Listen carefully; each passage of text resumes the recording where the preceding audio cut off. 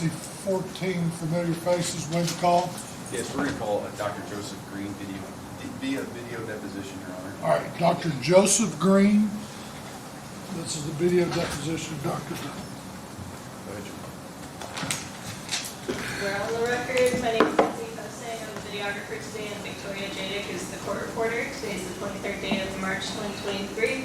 The time is 1:40. We're at the offices of Louisville Hip and Knee Institute to take the deposition of Dr. Joseph Green in the matter of Sherry Legrand versus Sville LLC, pending in the Circuit Court of Warren County, Kentucky, civil case number 20-CI-00080. Will counsel please identify themselves for the record, starting with plaintiffs? Yes, Justin Bay for Sherry Legrand, the plaintiff.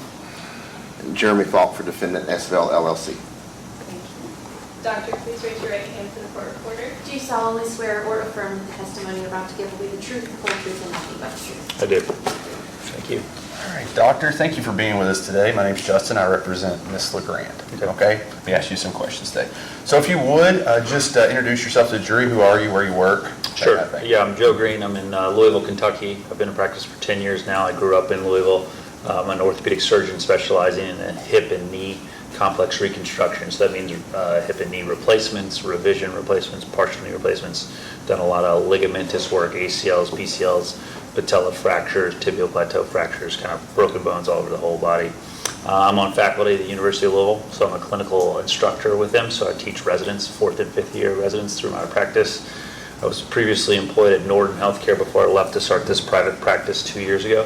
And at Norton Healthcare, I was actually the adult fellowship director for hip and knee reconstruction. So we had 2 surgeons that were done with their residency program who came and trained underneath myself and 2 other surgeons for an extra year specializing in hip and knee reconstruction. Okay. Yep. Sounds like you have the credentials. Yep. All right.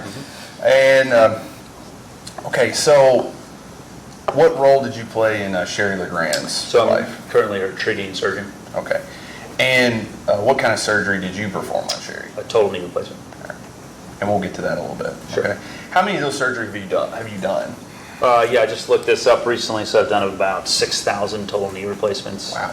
Done All about right. 1,000 revision total knee replacements, about 1,000 hip replacements. All right. Yeah. And just for the record, where'd you go to medical school? University of Louisville. And when did you graduate? 2007. Okay. And are you board certified? Yes, board certified. And what are you board certified in? Orthopedic surgery. All right.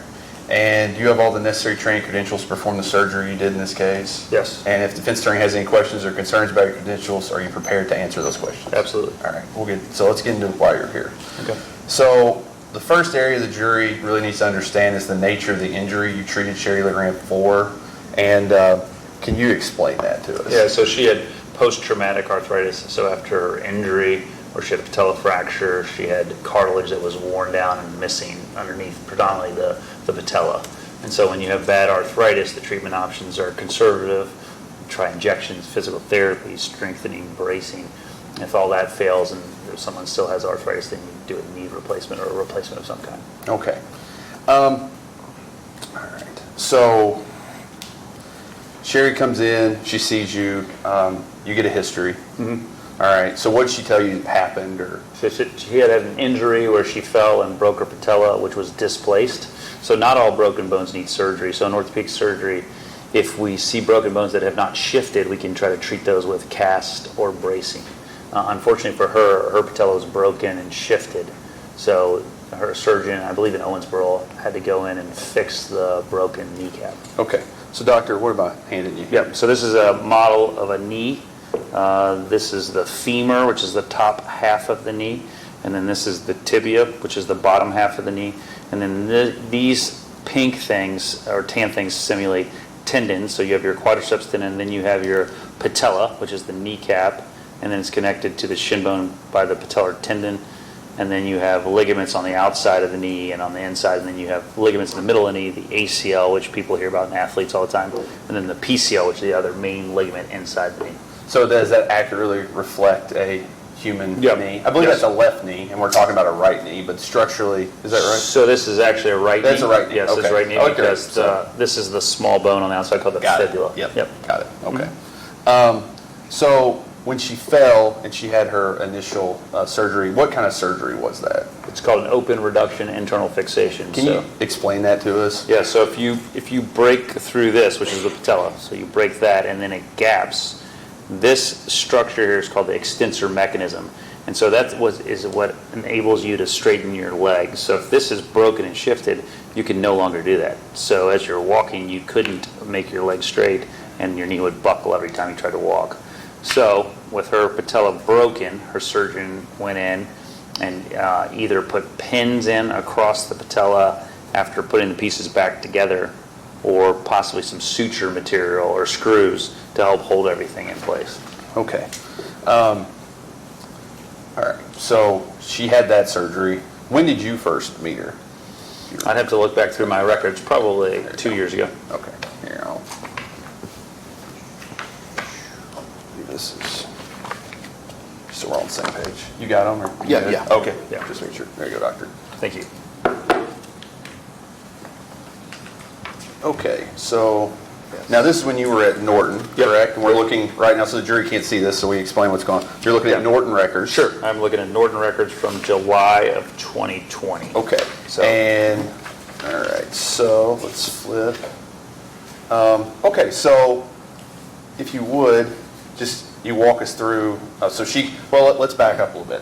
So there isn't really a dispute about the fall cause, the injury coming from the fall. It's whenever we get to the knee replacement, okay? So she comes and sees you a little later. We'll talk about that, but what is she telling you is going on in July of 2020?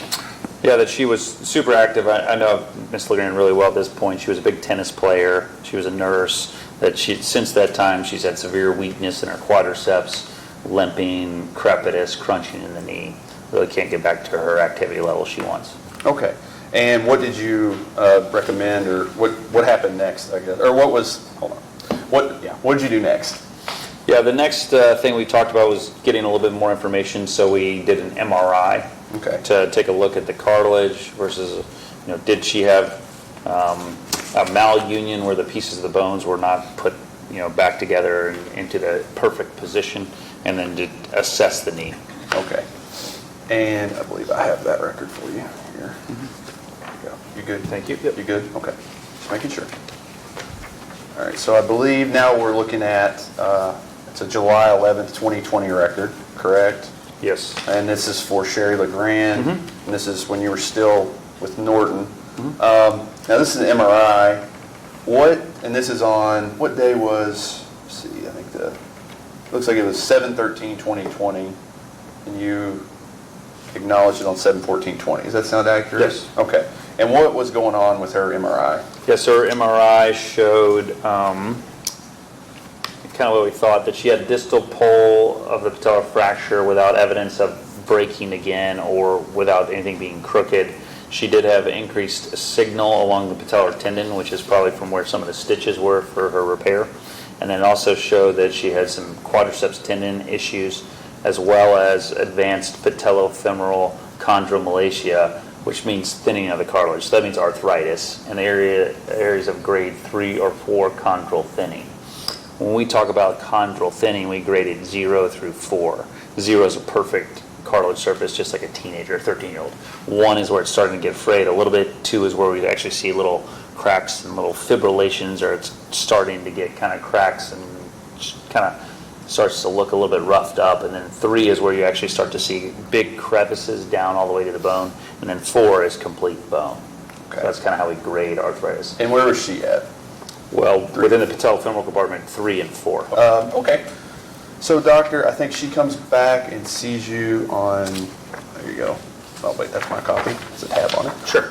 9/10/2020. You got these, Jeremy? Okay. Just always going to check with you. Trying to be, Lord, don't get. All right. Okay, so she comes and sees you again, and what day was this, doctor? This is September 10th of 2020. Okay, and what is going on with this visit? Still having a lot of issues, mostly with the patellofemoral compartment. Just talking about options. What options did you? Options, well, we talk about the conservative stuff like we talked about before, where you try not to do surgery, injections, therapy, anti-inflammatories, that kind of stuff. And so she had tried all that ever since her fall without any relief. So at this point, she wanted to proceed with a knee replacement. Okay. So at that time, in 9/10/2020, she wanted to go ahead with it, Yes. correct? Mhm. Okay. Yep. All right. Doctor, I do actually, well, actually, we'll come back to this. We'll set this record to the side. We'll come back to that. Okay. Okay, so, just so we can walk the jury through her story a little bit, we'll just keep going. So she was, Jeremy, do you have the 115 record? 115, what year? It's Norton 21. I don't think we have that one. There you go. So doctor, you said she was ready to have a surgery, correct? Yes. So I'm actually handing you a record. If you flip through it, we'll go to, now what is this?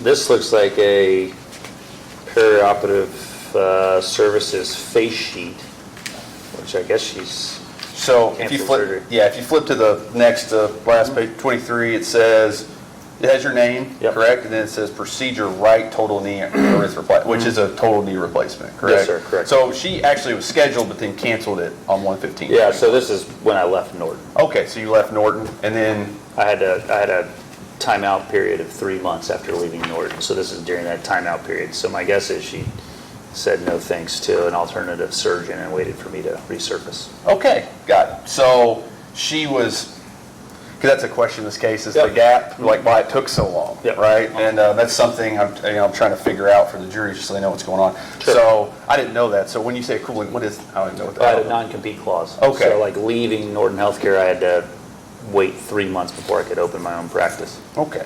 And then eventually you did. Yep. And that's where we're at now. Yep. Correct? And it's Correct. Louisville Hip and Knee Institute. Yep, the Louisville Hip and Knee Sounds Institute. good. Yep. All right. Okay. You have his, I think the next record is 10/18, is that correct? Yeah. Here you go, Doc. Thank you. So, all right, so she comes and sees you again. Now, this is October 18th, 2021. Yes. And, we're not hiding it. That's a pretty big gap. Yeah. And do you know why she waited so long? I think probably trying to find me and find the new practice would be my guess. Okay. Yeah, so. I think COVID was going on too. Yep. I think you're right.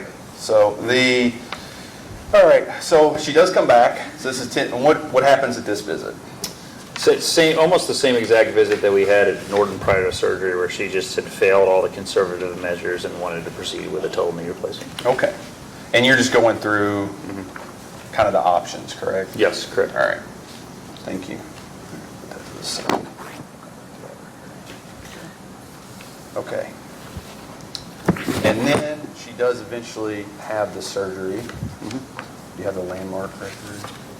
I just have the surgery. Here you go, doctor. Thank you. So, doctor, what are you looking at there? This is my operative report from our surgery center, which is called Landmark Surgical Suites. And so this tells what we did, what sizes of implants we put into her knee, and then talks about the surgical procedure, the approach we'd get in to safely do it, talks about the complexity, all that stuff. Okay. So just for the jury to understand what you do in a total knee replacement, can you explain it on the model? Just kind of walk us through what's going on? Yeah, absolutely. So you have to get into the knee to do the work, because really the goal with a knee replacement is to remove the least amount of bad arthritic areas and then cap the ends of the bones. So what we do is we move the kneecap to the side, so I don't cut tendons or muscles, and I'm just going to do this so That's we can fine. see Yeah, better. go ahead. And then what we do is we go in, and where the areas of arthritis are, we remove that worn out cartilage. So we take off little pieces. How do you do that? We use special jigs that are actually shaped to cut the bone. So we actually use a saw, typically. Sometimes some systems use a burr to remove that bone, but they're little pieces, and I measure mine. And so I know that I took about 8 millimeters off the inside, about 7 millimeters out off the inside, off the outside, and then we clear off the top part, the back. Then typically the ACL is removed when you do knee replacements. That's just the typical procedure because you have to get to the flat area of the tibia or the shin bone. And then you remove millimeters of the tibia as well. Okay. Then you remove the worn out areas underneath the kneecap as well. You leave the kneecap in place, but the same thing is you're trying to resurface or cap that bone that's worn out. So you remove about 8 or 9 millimeters off the patella. And that's that's what you did for her? Yes. Okay. All right. Okay, so what happened next, if you know? We typically see people back at 2 weeks to 6 weeks after surgery, where we take a look at their wounds and make sure everything's okay. We typically arrange home health physical therapy to come see them for the first 2 weeks at their house. And then once they get past that, then we do therapy 2 or 3 times a week for 2 to 3 months after surgery at an outpatient clinic, which is close to their house typically. Okay, so we'll come back to what's been happening here in a second. Sure. Important question. Did the August 18, 2019 fall cause her injuries Yes. to her knee? Yes. Okay. And the fall, did the total knee replacement, in your opinion, was the total knee replacement related to the fall? Yes. How do you come to that opinion? Yeah, it's post-traumatic. So her kneecap, by definition, when you crack through a Make sure you kneecap, hold it up yeah, so sorry. they can't see. When you crack through a kneecap and it shifts up, you've violated the cartilage surfaces. So you've created arthritis in the instant that you fall and you split that cartilage surface and any injury that goes into a joint. For her, if it gaps that much, there's going to be little pieces of missing cartilage. So then you try to put the pieces back together, but that area where the cartilage is missing now creates an area where more and more cartilage can wear down. Plus, when you do fix a patella, you put stitches or pins and screws, so you create scar tissue within the quadriceps tendon and the patellar tendon, which is what we saw on the MRI. That changes the position of the kneecap in the knee joint, so instead of it flowing in a normal manner, now it's in an altered position, so it increases the contact forces on the patella because of the injury. Okay. And we'll come back to that. Sure. Okay. So it's also important for the jurors to understand that both surgeries, so the first one we talked about and then yours, was necessary. Do you think they were both necessary? Yes, I do. And why were they necessary? Well, the first one, if you don't fix the patella, she'll never walk again. I mean, her knee's unstable, so it's just going to buckle anytime she tries to do that. Plus, she can't straighten it out. Then the second surgery with arthritis is she's an active person who had horrific pain behind her kneecap, couldn't walk, couldn't do her activities that she wanted to do. And so she tried all the conservative stuff with injections of steroid and gel and anything else she could try, therapy, bracing, all that stuff. Okay. So she didn't have a lack of effort trying to get better? No, absolutely not. Okay. Next thing, it's important for the jury to understand, pain and suffering limitations experienced before. So she didn't really have much limitations before. We talked about she wouldn't be able to walk, so we'll just leave that. But what has she been through as far as what you've seen since the fall? I think it's been really hard for her. I remember her crying a couple times in the clinic, talking about not being able to play tennis and not being able to be active with her family and do stuff like she was before. I think the knee replacement recovery has been tough for her, to be honest, and I think she's not quite yet back at a really good activity level even at this point. So I think she's really struggled with that. Okay.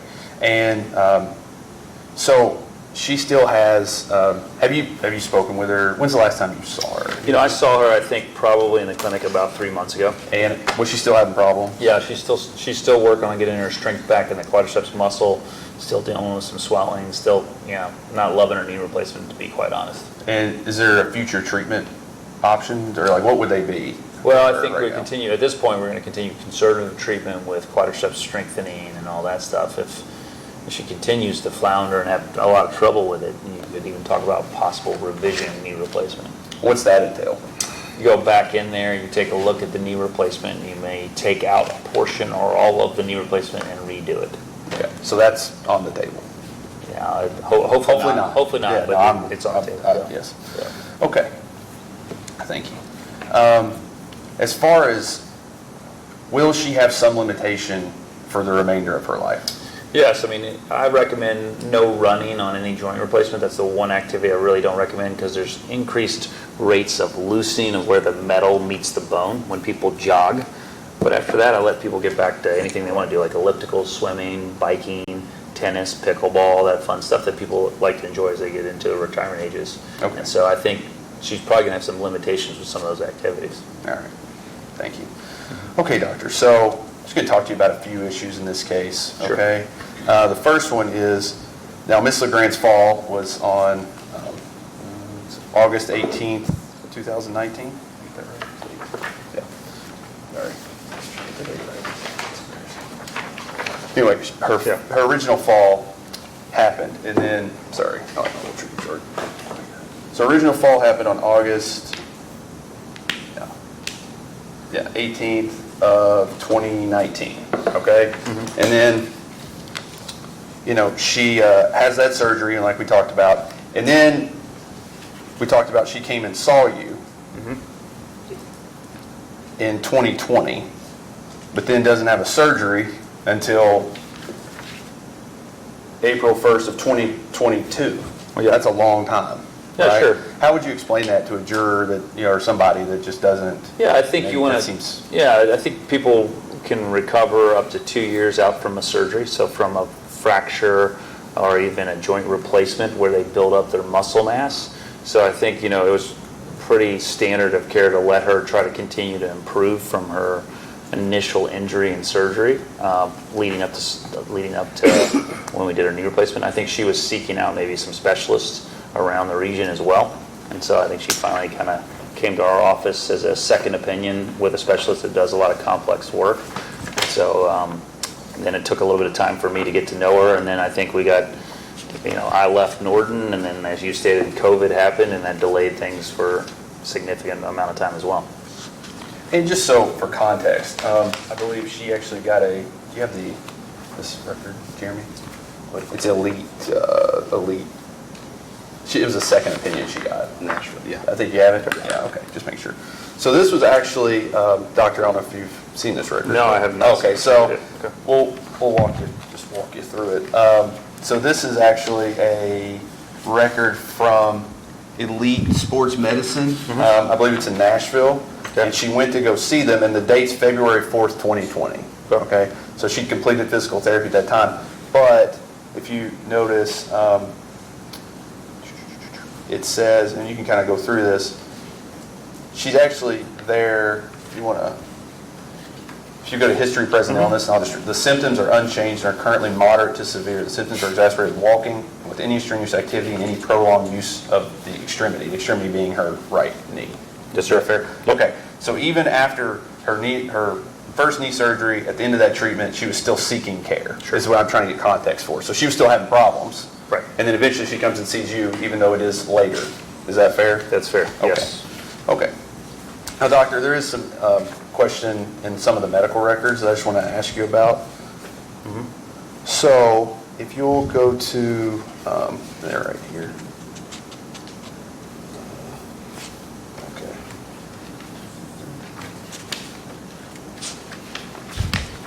Okay, so there's two things. So if you look at the Norton 9/10/2020 record for me real quick. Sure.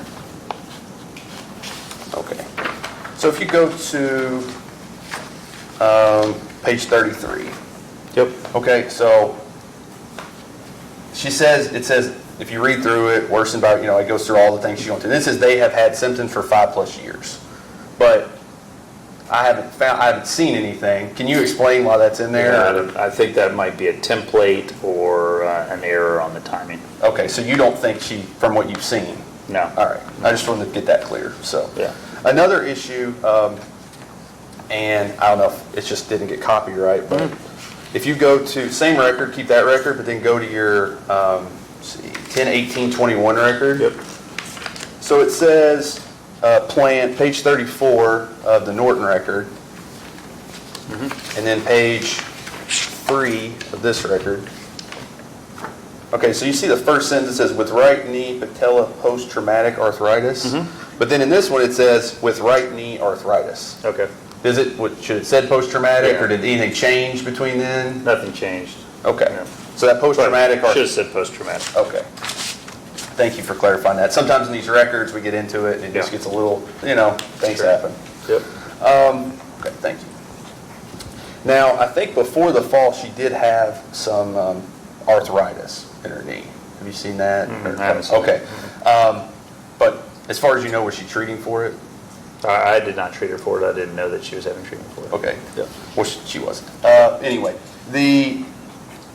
right, let's go into that.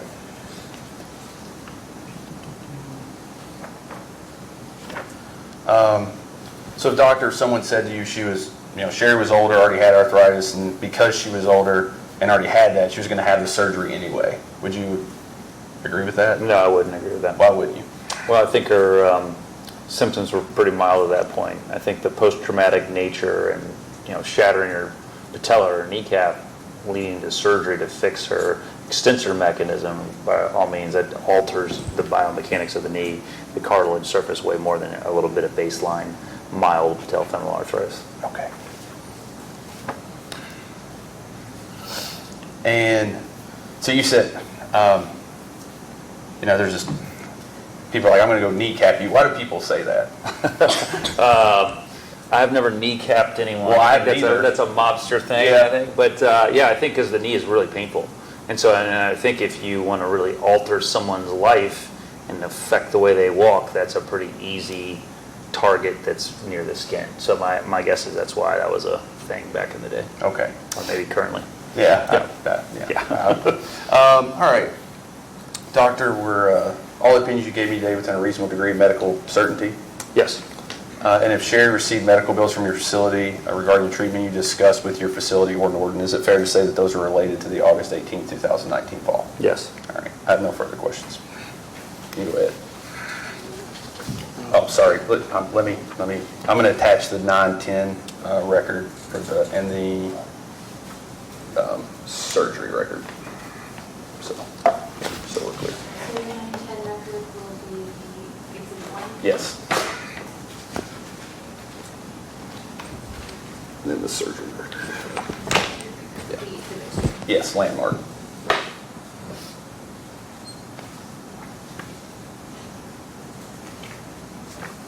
And then it's a 10, man, I get so messed up. I get going, and then the 10/18/21 record as well. And that'll be yes, and that'll be it.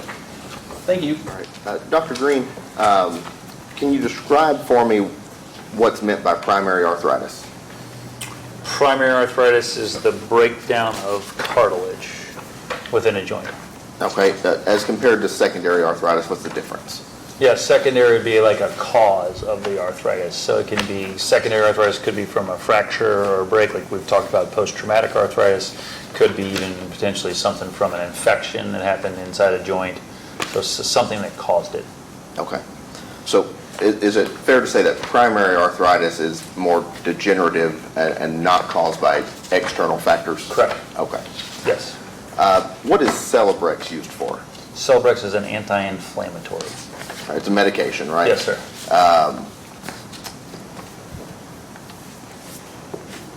What would it be used to treat the symptoms of osteoarthritis? Yes. Okay.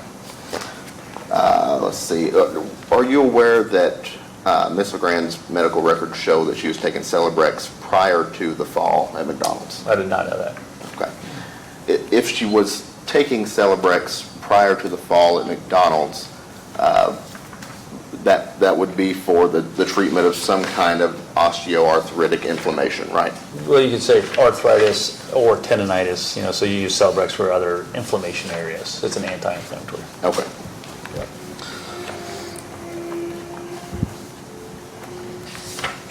Bear with me. I have just as many records as Mr. May does. Yeah. Yeah, you're good. Just listening to that motorcycle ripping down the highway thinking, oh, man.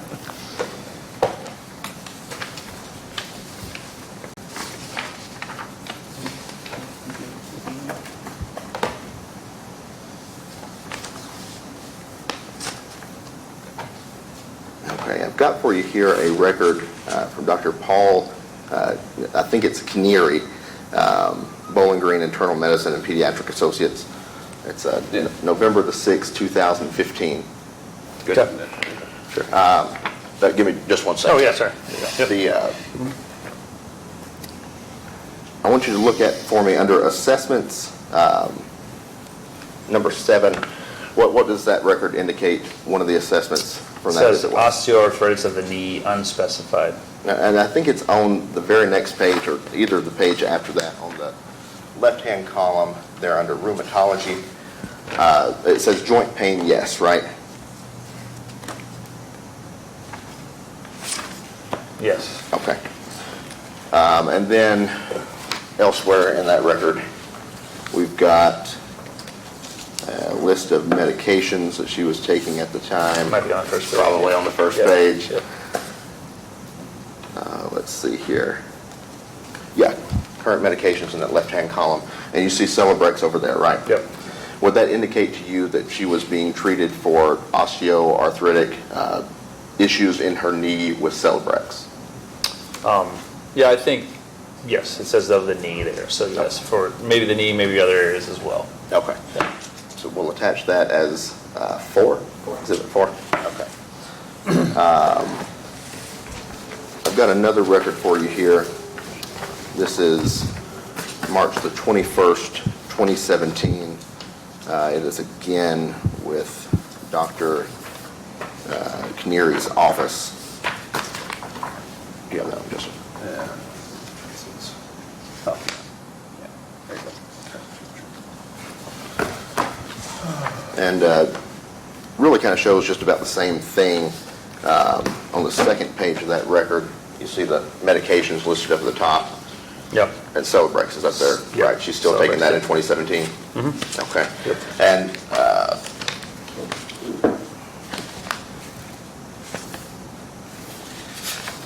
the osteoarthritis that was recorded in 2015, that would not have gone away in 2 years, right? No. Okay.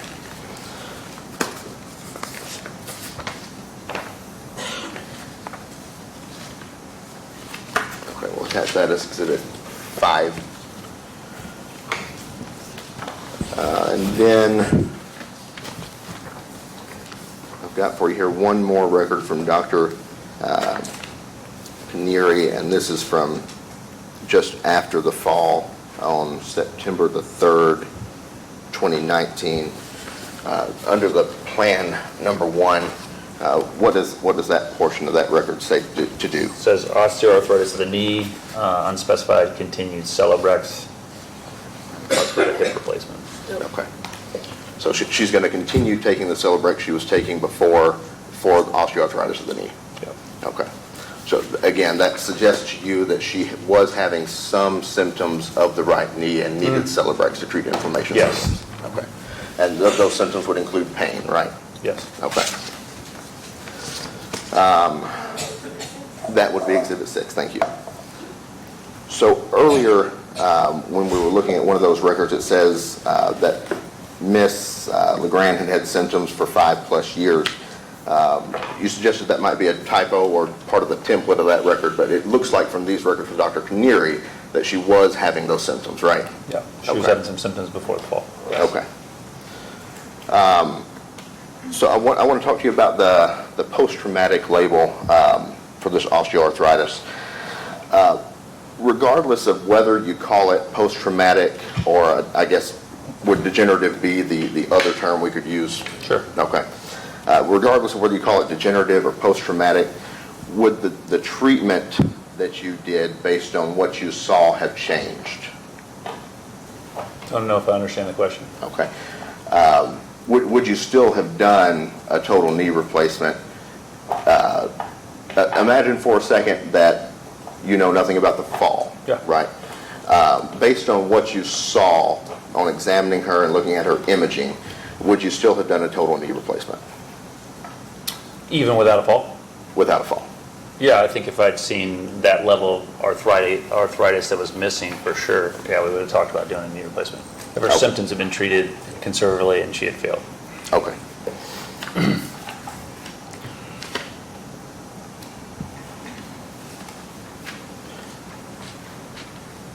So I think it's a February 4th record from Elite Sports. You still have that over there? Yeah. Okay, and back page, I believe, I've got that one. Okay, I got it.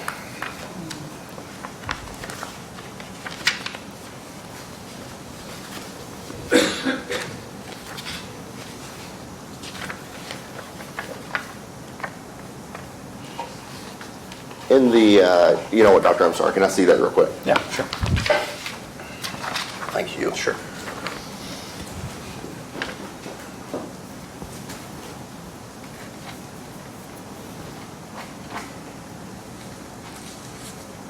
Okay, yeah. In that first paragraph, here toward the bottom of that record, Dr. Dierkman is explaining to her that her knee was asymptomatic, right? Can you read that portion out loud for me? I explained that she likely has underlying arthritis in the patellofemoral joint, as she also has it on the left, but it was asymptomatic. Okay, so when he is taking, when he's describing that asymptomatic condition of the knee, is he basing that on the verbal history that he would have gotten from Miss Legrand? Like, possibly. Let's see. Hard to say. I mean, I wasn't there when they were talking, or, you know.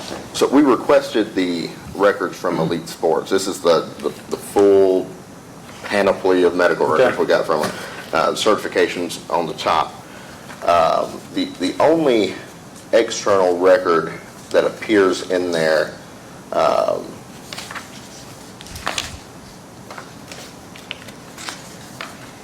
these are all the forms that relate directly to Elite. The only external record that appears in there is the operative report from August 20th, 2019. Okay. That operative report, is it going to have much history to it? I mean, it's just describing the operation, right? Yeah, just describing the operation. There's a history here. This is the first time I've seen this, but,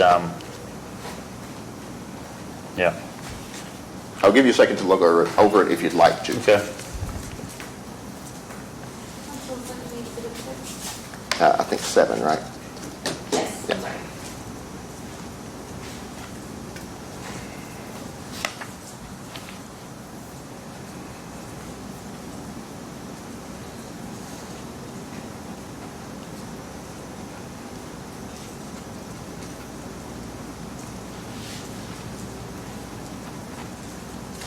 Okay.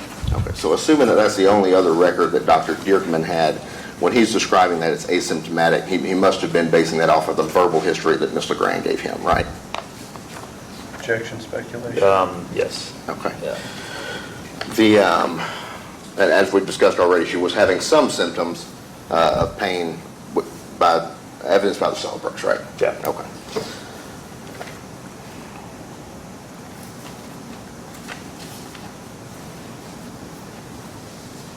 So when he's describing it then as asymptomatic, that's based on a faulty understanding of her history. I think that note's talking about her left knee being asymptomatic. So if we go back and look at that note, it talks about she also has it on the left knee, which is asymptomatic. Okay, so you're saying it could be taken that way as well? Yeah. Okay. Yeah, so I think he's talking about the left knee, not her operative knee.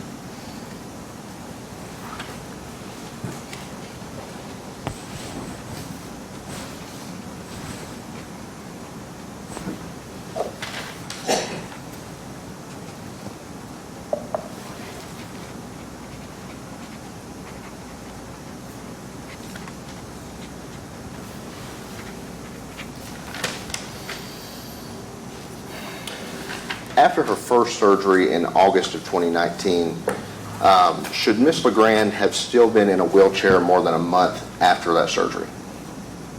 Hard to say. I mean, like, sometimes the quadriceps muscle shuts down after an injury like that where the extensor mechanisms last, so it's not uncommon for people to need big bulky braces or, walkers and possibly a wheelchair. So it's not typical, but not crazy and not that uncommon.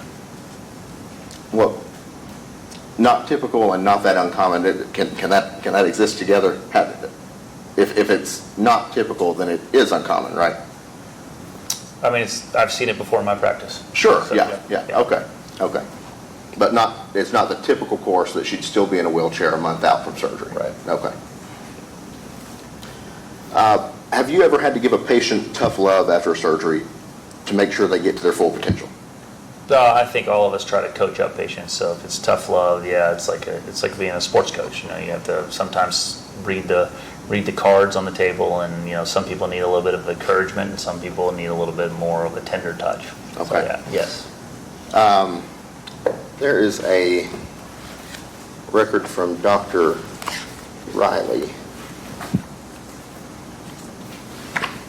Bear with me because these appear to have gotten out of order at some point.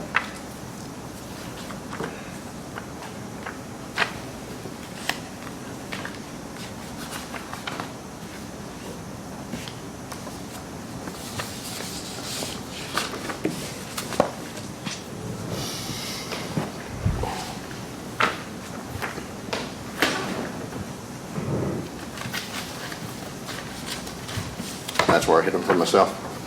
There is a record from Dr. Riley dated 10/2/19. He says that during the visit on that date, she mentioned that litigation multiple times, referencing obviously the slip and fall at McDonald's. Is that a typical note that you see in medical records? I think a lot of people will put comments if there's like lawsuits going on, just so that they know how to properly document. So yeah, I do see that a fair amount. Okay. When you talk about proper documentation, why does that matter one way or the other if there's a lawsuit going on? You mean like in the clinic note? In the treatment records, yeah. Oh, the treatment records, I think it's just a spark of memory for the physicians and the team taking care of the patient. Because if we have a person who's had an injury or a workers' compensation claim, there's more forms to fill out and there's more intensive paperwork. Okay. Also in that October 2nd, 2019 note, and I'll give it to you here in just a second. Sure. Dr. Riley writes that he explained to patient that she should be improving more and that she needed to put forth more effort. I think you were asked a moment ago about whether there was any indication that she had not been putting forth effort. There's that for you. But based on that record, is it fair to say that when she's in the wheelchair more than a month after surgery, that Dr. Riley at least thought that if she had put forward more effort, she would have had some better improvement? I mean, I think that's his opinion. My opinion would be like he malunited her patella fracture, which is what I commented on, and then another surgeon in Tennessee, so maybe he should have done a better surgical procedure. So it's hard to like blame the patient for not progressing when her extensor mechanism has been disrupted and maybe not put back in the right place. Okay. So you would place some of the blame for her current condition on Dr. Riley's poor surgery? I would think that he could have done a better job with his repair of the patella fracture. Okay. So, and I think it's sometimes where doctors accuse patients of not trying when maybe her quadriceps muscle wasn't firing appropriately, and that's why she's in the wheelchair and had been struggling with her PT. Okay. The July 11th, 2020 MRI, you still have that over there?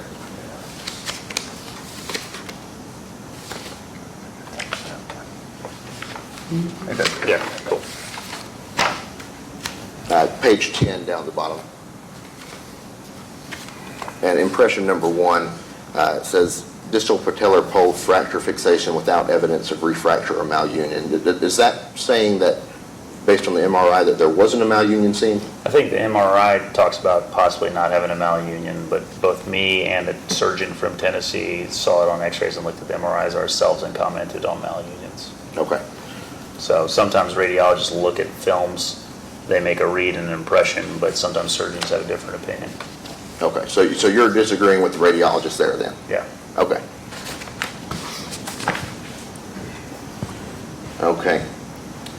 So would you agree with me then that based on the couple of records we looked at from Dr. Knieri with the Celebrex and the pre-existing osteoarthritis in the knee, that you may not have gotten a fully accurate medical history from Miss Legrand?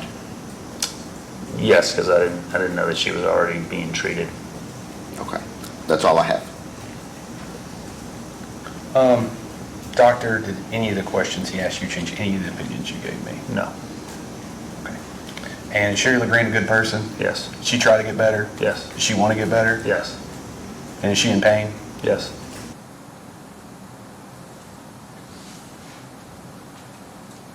That concludes the witness. All right. And we'll move to admit exhibits. We can do that. We'll mark the doctor's Dr. Joseph Green's deposition testimony as plaintiff's exhibit 1. And then we have additional records as well, Your Honor, that we attach to the deposition. Okay. Any objection? I don't believe those records should be going back with the jury. Right, Yeah, that's a, right. We'll mark and admit that the deposition will speak for itself. absolutely. Yes, sir. Okay, all right. That is going to be the testimony for today. So, ladies and gentlemen, thank you for your time and patience today. I know this was a long day. I do want to admonish each of you at this time that it is your duty while this case is in progress not to permit anyone to speak to you or communicate with you on any subject connected with this trial, and any and all attempts to do so should be immediately reported to you reported by you to the court. You should not converse among yourselves on any subject connected with the trial, nor form nor express any opinion thereon until the case is finally submitted to you for a decision. Also, remember tonight, stay away from Nashville Road. Don't Google, Facebook, Instagram, any of that. Try to look for any information on you. Everything you need, you're going to get inside this courtroom to make your decision. So, if you all want tomorrow, if you can, be in the jury room. Todd showed you how to come in and out, where you're going to go to. Remember your red juror button. Y'all are going to leave with those today. They're red to give everybody a big signal that when you're in the courthouse, nobody's to talk to you about anything in regards to a trial. If they do, you got to let one of us know. Bring your button back with you tomorrow. Tomorrow when you come, also make yourself as comfortable as possible. Feel free to bring something to drink with you. I saw somebody have one of those big Stanley cups. A lot of y'all take those everywhere. Bring something to drink if you want. Don't bring anything to eat. That can get distracting to people, but make yourself as comfortable as possible. This building takes a while to heat up. It takes a while to cool down.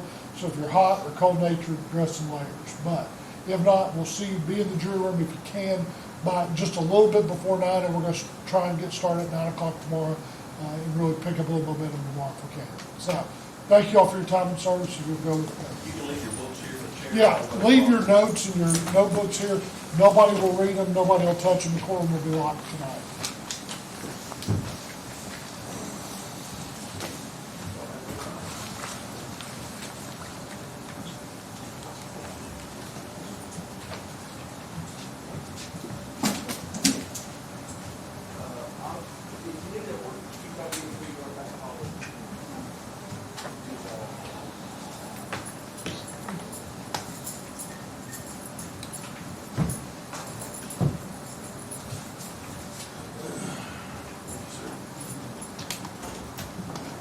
All right, anything we need to address for like today, other than, don't forget to email Janet copies of jury instructions for both sides. I'm gonna probably mess with those some tomorrow.